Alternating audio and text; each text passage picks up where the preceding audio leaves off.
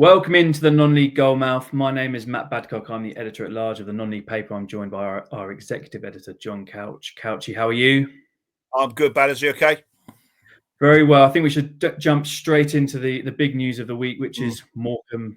They've finally been sold. This ongoing saga, farce that has been happening for months now. And, I think probably we'd kind of thought, can't see how this resolves itself in a happy manner to be playing in their current form or current guise, and this season particularly. But they've been sold to Punjab Warriors. They've appointed a new manager, Ashveer Singh Johal, the first Sikh to manage in a British professional football club.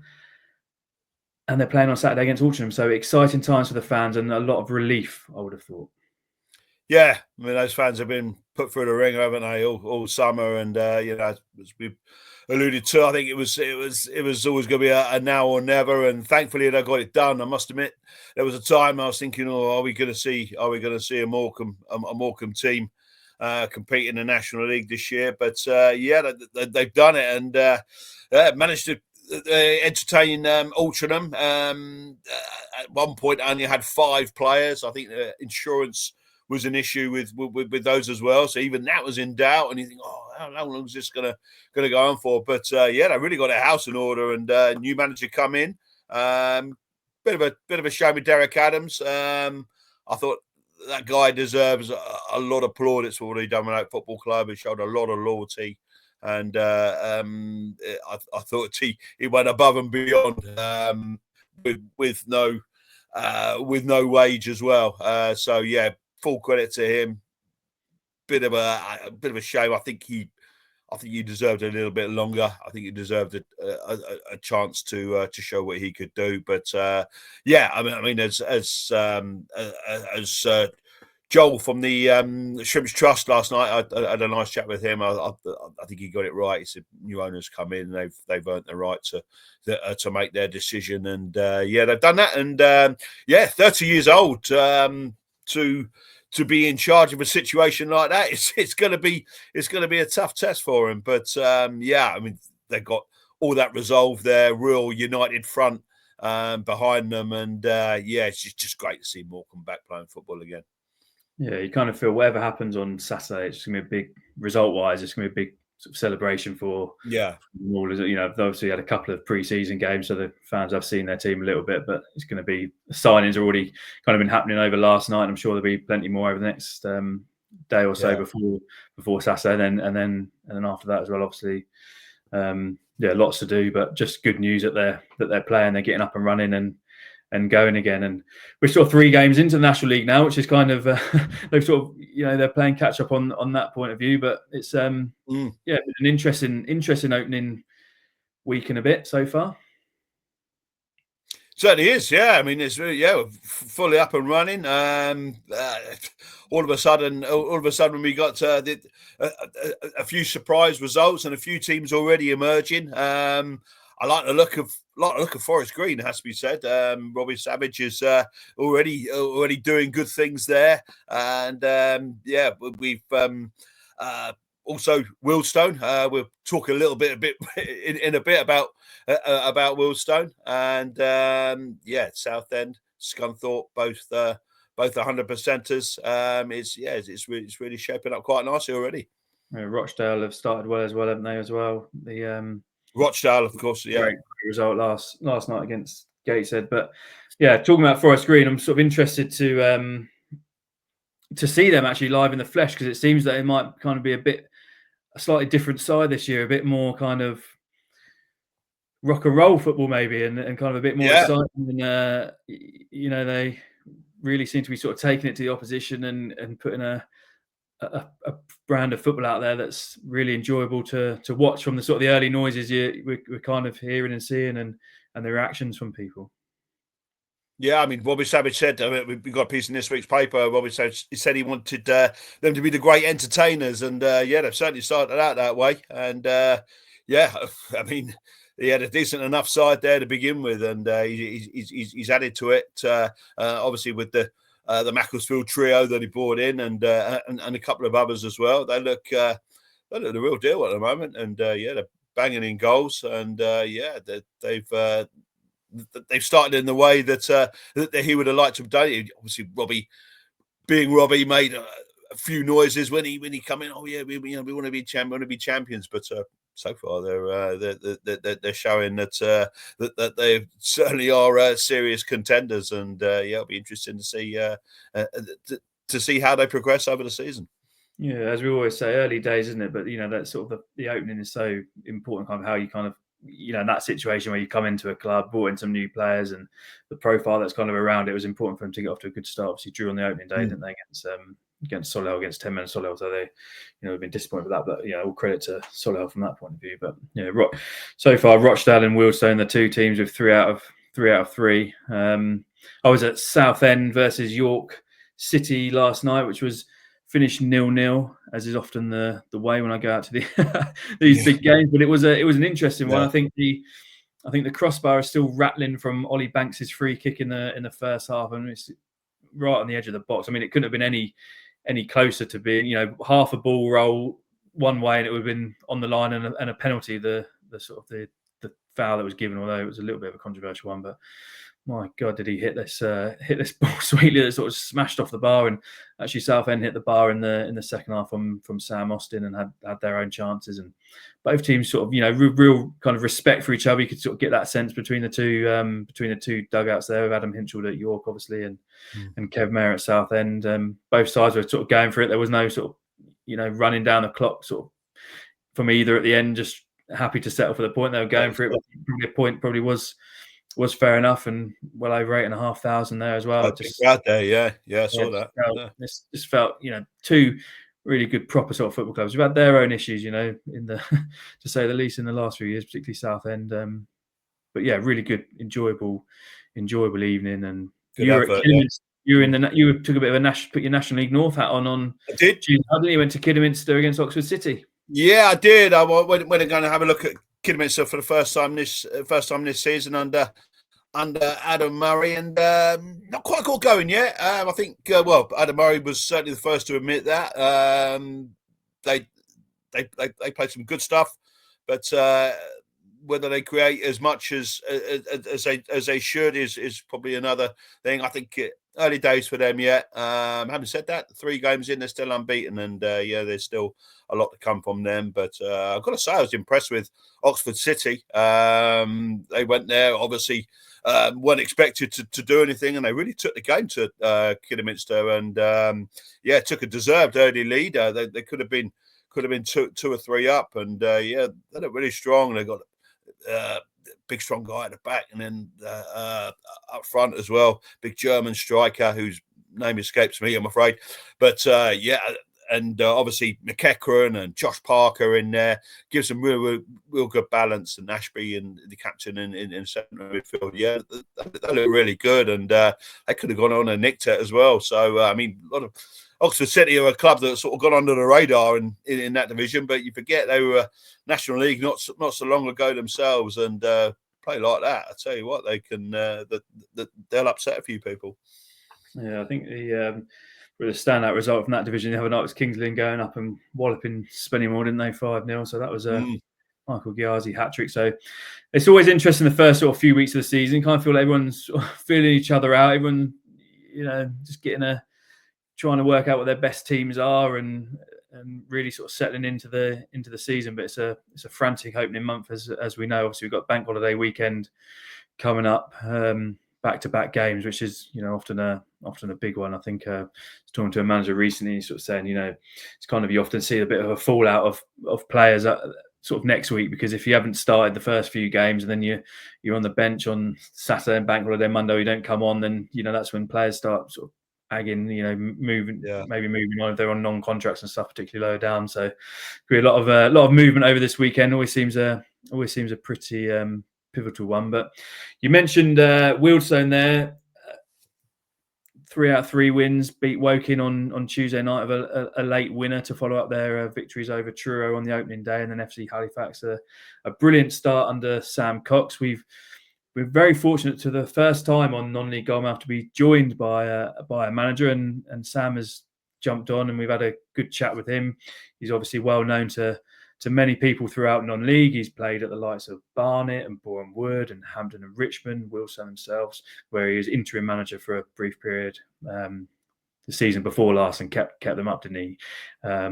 He started off at Oxford City last season, had a spell that didn't go quite right, but it's something that he's learned a lot from, and he's joined us, and we're pleased to bring you that now. Sam, thanks very much for joining us, mate. It's going all right at the moment, isn't it? 3 wins from 3. You must be a very happy manager. I'm over the moon with the boys.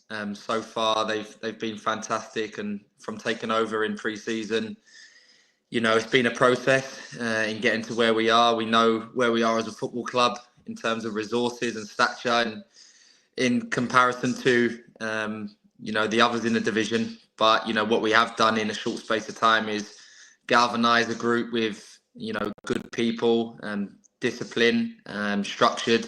And I think that's always going to give a team a chance. We give them a style of football that we feel that we believe in and they're going to enjoy, and also the fans will enjoy. And at the moment, it seems to be doing okay.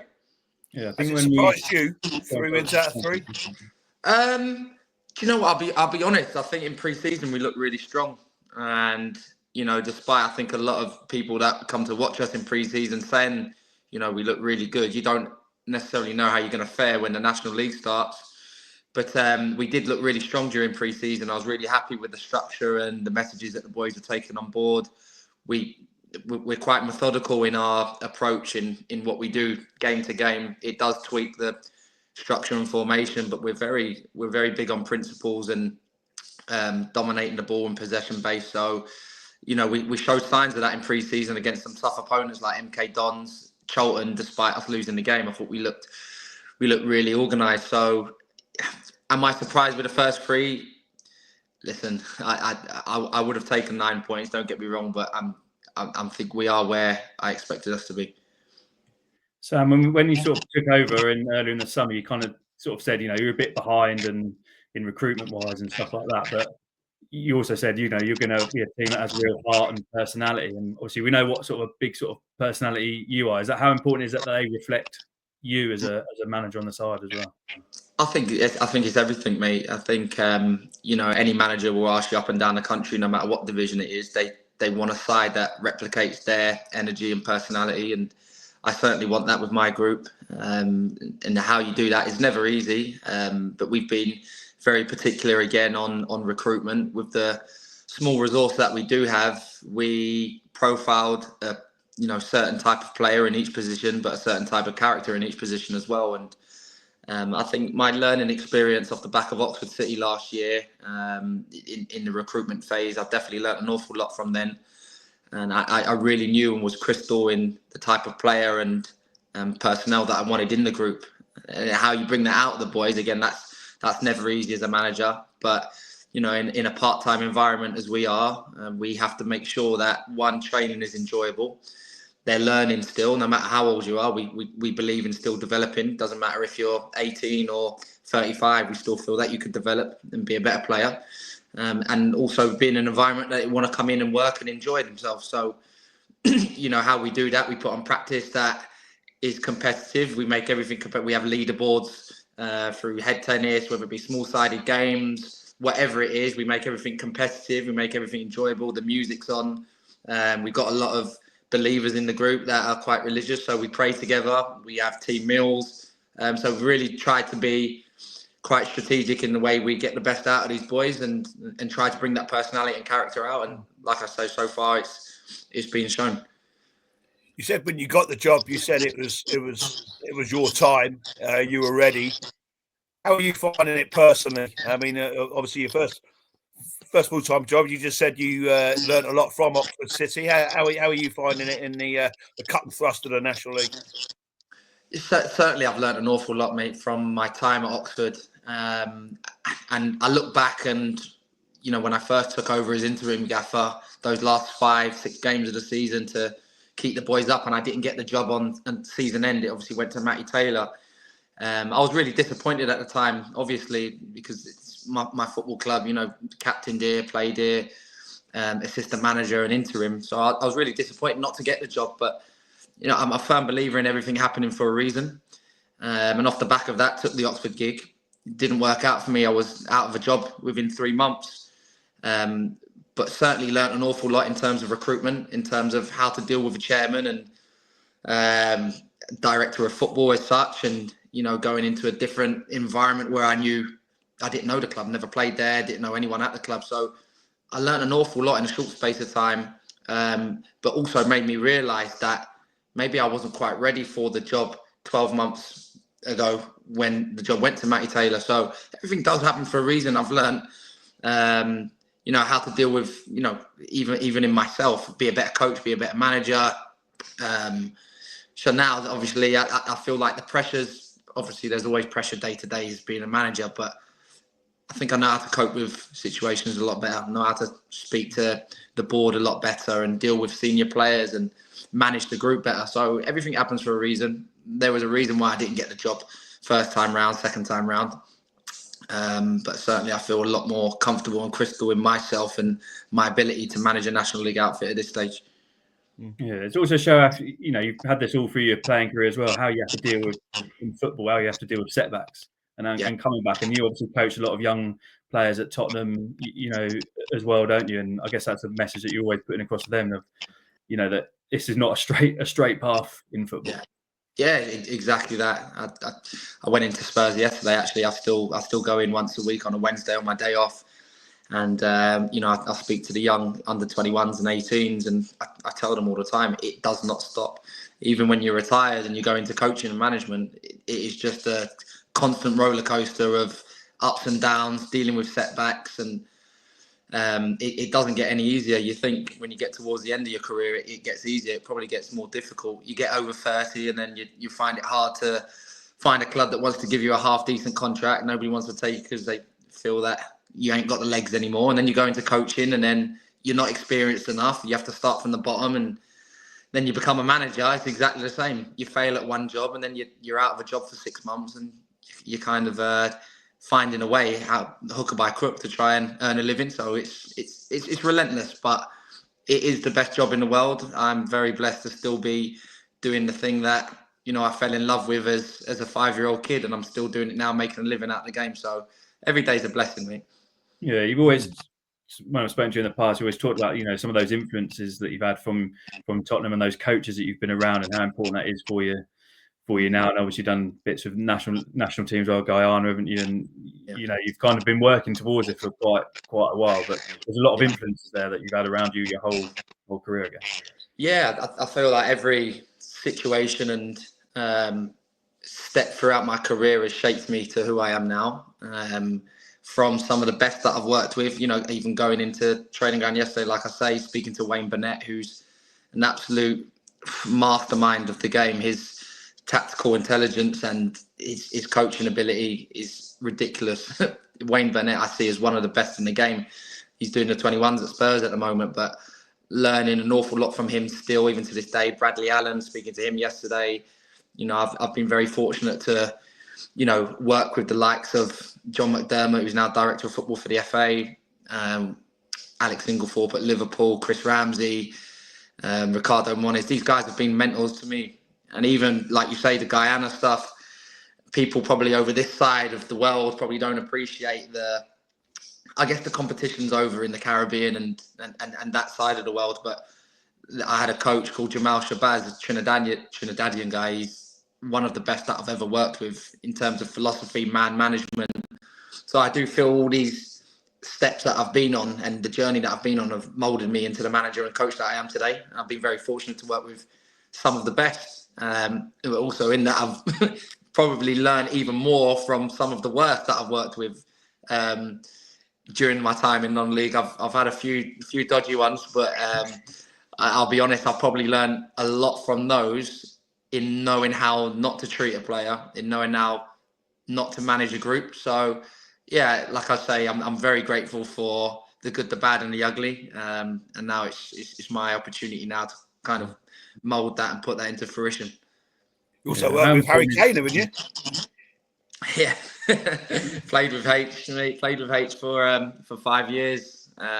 Top player, top man, and he's doing fantastic now in Germany. And that group of players that I came up through the ranks with at Spurs, to be fair. All of them have gone on to have fantastic careers. I was watching the Liverpool-Bournemouth game, the opening game last Friday, and seeing Adam Smith captain in Bournemouth at 34 years old. That's my group, and everyone that's gone on to have whatever career at whatever level, they've all done so well. And a credit to some of those coaches that I mentioned earlier: John McDermott, Alex Inglethorpe, Chris Ramsey, Bradley Allen.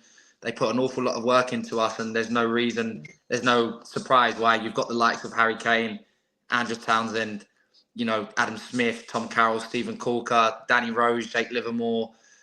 There's countless. There's so many within that crop that have gone on to have successful careers. But I'm very fortunate that I came through with those guys. But a lot of that mentality was instilled to us as 13, 14-year-old kids, and that's obviously gone on our road as we've got older.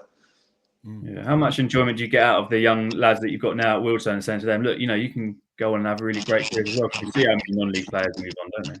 Yeah, I go back to when I was assistant with Nobby the first time round 2 seasons ago at Wealdstone, and we had a remit of trying to keep the club in the division at the time, and also bringing in certain players. And I remember when I got the job as assistant, I brought in 3 players from Spurs: Rio Griffiths, Jamie Bowden, and Callum Ceesay.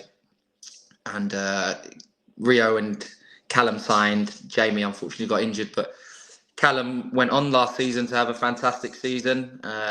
He, I think prior to Wealdstone, he went on 27 trials in Europe and in England. And I gave him a call one day. I said, Cal, look, just get yourself down. I'll work with you. We'll do extras after training. We'll get you up and running and loving your football again. And he's shown and proven that it's possible, despite the setbacks, despite 27 no's before getting a National League outfit in Wealdstone. 12 months later, he's got a £75,000 move to Salford. So it can be done. And I was very big on that in recruitment this summer with the player that I've brought in. We've got some really good, young, hungry players. Probably a little different to the way recruitment went season prior, where we probably went more experienced senior men. We lost those senior men in the summer. The likes of Mariappa, Muzzy Carriol, Craig Eastman, and Alex Dyer. 4 massive characters in the change room. But we were still left with a Max Kretschmar, a Jack Cook, and an Enzio Baldwin. And then with that, so you've got those 3 there, and you marry that up with young, hungry, athletic profiles that have the potential, in my opinion, to go again. They've got the attitude, they've got the quality. It's now harnessing that, developing that throughout the season. I'm like I say, I'm very big on doing the extras and the individual work after training. We've got in my opinion, one of the best analysis in the country in Liam Badcock, who's massive on individual clips. We clip all the stuff up for the boys. Maybe you could have done this better this week, or have a look at this in training. Maybe you need to work on your weaker side a bit more, open up, make sure we're scanning. So many facets that we want to implement and are implementing to try and help these boys go again. And I think that's important for a club like Wealdstone, where we're much reliant on 1 or 2 maybe getting a move and bringing some money into the football club. I see you got big test on Saturday. Excuse me, Mark Hughes and Carlisle United in front of the TV cameras. How are you looking forward to that? Yeah, I'm buzzing for it, to be honest. And I think in terms of going into the game, I think we're in a great place to be taking on a challenge like Carlisle. We know they're one of the favourites, and they're much superior in terms of stature and budget wise. But we understand form means nothing unless you bring it to the table during the 90 minutes. But, if you ask me going into this game, where would you like to be in terms of performance? We're in a really good place. So, I instill the boys no fear. I instill that into them, and we won't fear them. We'll go into the game, obviously respecting, what Mark Hughes has done in his illustrious career, and Carlisle was a football club. But we won't fear. We'll take the game to them, and we'll try and implement our style and all the good things that we've been showing from pre-season in the first 3 games. So I'm looking forward to it. Live on telly, 5:30 kickoff. So cool. yeah. I mean, it doesn't feel like long ago I was collecting his Panini stickers, and I'm gonna be next to him in the dugout. It's mad. Yeah, me too. Mad. Get a little autograph afterwards. But But we'll say, it's you're saying about having no fear. That's the kind of like club it is. It's such a unique club. Kind of when we've been going down there for years, and you feel it as soon as you sort of pull into the car park. It's a really sort of tight knit kind of vibe about it. When your team's going well, when they see people working hard for the shirt, they love you and they back you, don't they? 100%. We've got a real passionate fan base. Even as a player, I remember that when they're behind you, I tell you what, they are ruthless. They'll get behind you and they'll back you till the cows come home. When things aren't going well, they'll also tell you also. So it's really important that I've instilled into the boys that you fight for the shirt. I'm really big on energy. I'm really big on giving 100% in every moment that you can. This career is so short. What I would be doing now to be, putting on the shirt and be playing still, I'd love to still be playing. So I really drum home the messages of make every moment count.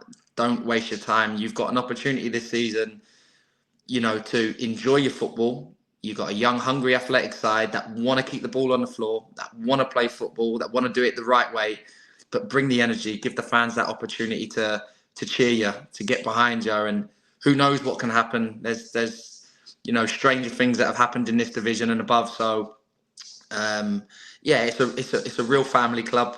It's really tight knit. We know that we're punching well above our weight in this division in terms of stature, but maybe what we lack in terms of stadium size or attendances or budget, we make up in heart and desire. So I'm really big on that. Fantastic. I'll tell you what, mate, if you were still playing, you wouldn't look so sharp on that sideline as well. I've seen.